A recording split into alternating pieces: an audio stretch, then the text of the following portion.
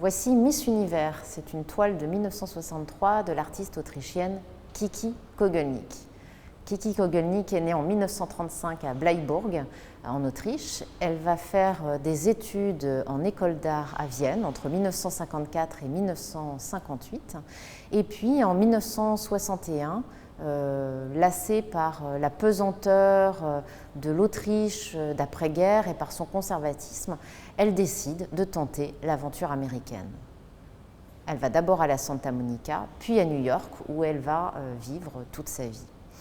Alors elle va, en arrivant à New York, en pleine période de l'effervescence pop, c'est vraiment l'année où le pop s'impose à New York, eh bien elle va complètement embrasser cette esthétique et développer un pop très singulier, un pop lié à la figuration, la représentation, mais aussi un pop aux couleurs extrêmement chatoyantes. Dans son univers, on retrouve très souvent des thèmes liés à la science-fiction, les fusées, les robots, et aussi l'univers de la conquête spatiale. Il est vrai qu'on est en pleine période de course entre les États-Unis et le bloc soviétique pour être les premiers à conquérir la Lune. En 1957, il y a eu Spoutnik. En 1961, Gagarine fait le premier vol pour les soviétiques, suivi en 1963 de Valentina Tereshkova, avant qu'en 1969, le premier homme américain pose le pied sur la Lune.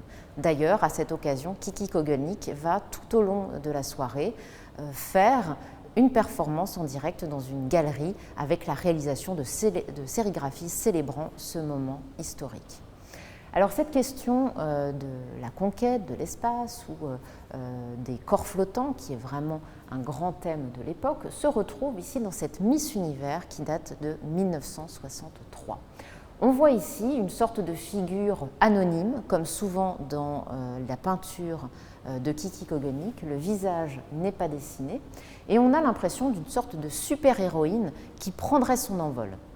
D'ailleurs, elle figure dans un fond relativement cosmique avec toutes ces petites bulles ou ces poids de couleurs qui sont vraiment une signature de son univers artistique et qui constellent littéralement la toile.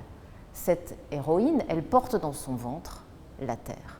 C'est en même temps une sorte de figure de cabaret, on le voit avec ce jeu de jambes qui évoque vraiment les figures de Broadway de l'époque et avec finalement cette lecture de l'arrière-plan qu'on peut aussi imaginer comme un décor de scène et comme un jeu de lumière.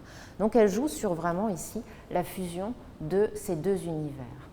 Alors chez Kiki Kogelnik, je le disais, il y a cette fascination de l'espace. Ça, c'est une des premières étapes de nombreuses toiles qu'elle va réaliser dans les années qui suivent, où de plus en plus se multiplie l'idée d'un corps flottant dans cette vision cosmique constellée de la présence de toutes ces bulles et de toutes ces comètes. Alors chez l'artiste Kiki Kogelnik, c'est une façon, comme beaucoup d'artistes femmes de son époque, de prendre de la distance aussi, en s'élevant, en changeant d'atmosphère, en échappant à la pesanteur, et bien de prendre ces distances avec le système encore très conservateur, très moral, très patriarcal de cette décennie des années 60.